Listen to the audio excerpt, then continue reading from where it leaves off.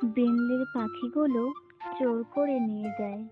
তাই বিন্দি তার বাড়িতে আসে এবং বিন্দি তাকে বলে, তুমি আমার পাখি ফেরত দাও, না হলে আমি তোমাকে পুলিশে দেব। দেখো, আমার পাখি আমার প্রাণ, আর আমার কথা যদি না শোনো তাহলে আমি সত্যি সত্যি তোমাকে পুলিশে দেব।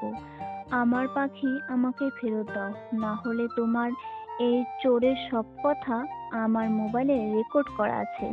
এখনো বলছি, তুমি আমার পাখি দিয়ে দাও। একটি যশোহর নামে গ্রাম ছিল। সেই গ্রামের কিছু প্রতিবেশী ভালো ছিল আর কিছু প্রতিবেশী খারাপ ছিল। বিন্দির বাবা বিন্দিকে ডাকতে আসছে, বিন্দিমা, বিন্দিমা, যা। কোথায় গেল মেয়েটা? ঘরে তো নেই, তাহলে নিশ্চয়ই পুকুর পাড়ে বসে মাছেদের খেলা দেখছে। যাই, ডেকে নিয়ে আসি মেয়েটাকে। বিন্দির বাবা মনে মনে ভাবছে, আমি ঠিক ধরেছি, এই বিন্দি এখানে আছে।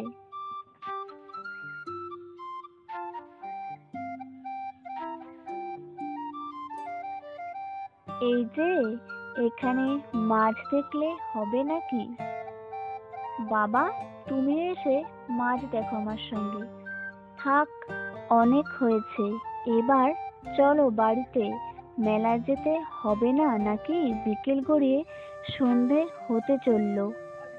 যা, আমার তো মেলার কথা মনেই নেই।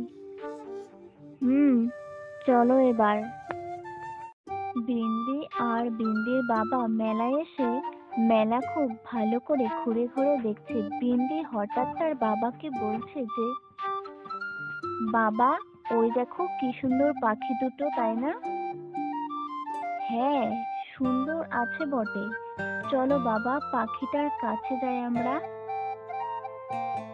পাখির কাছে গেলে তুমি তো সেই পাখিটার কাছ থেকে আসতে চাইবে না। বিন্দি অনেক জোর করাতে শেষে তার বাবা পাখিটার কাছে গেল। কাকু, দুটো পাখির দাম কত গো?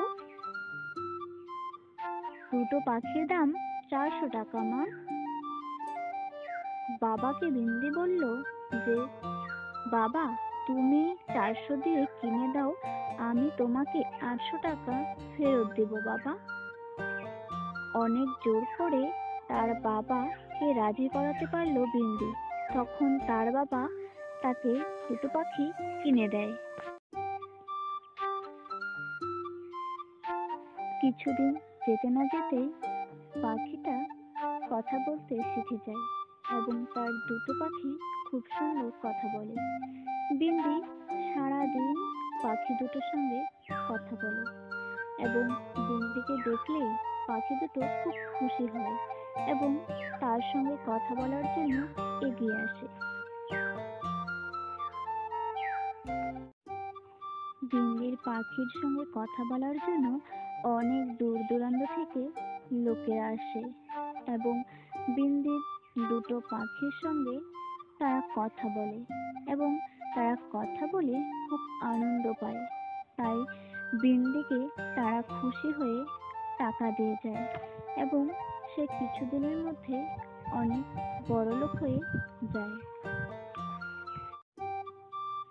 এটা দেখে একদিন এক লোভী লোক বিন্দির দুটো পাখি চুরি করে নিয়ে যায়।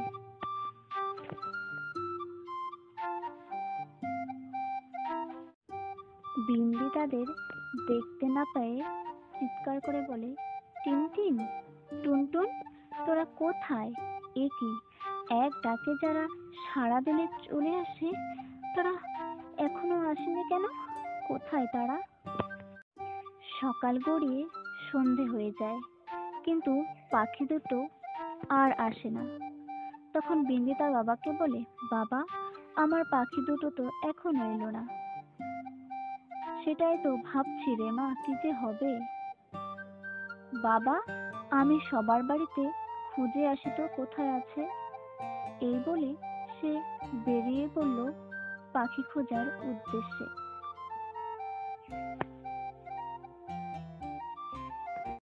সব বাড়ি খোঁজার পর সে পাখি পেল না।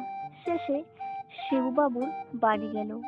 শিবুবাবুর বাড়ির দরজার সামনে দাঁড়াতেই শিবুবাবু বলছেন, তাহলে দেখলে তো আমার পাখিগুলো কত কাজের।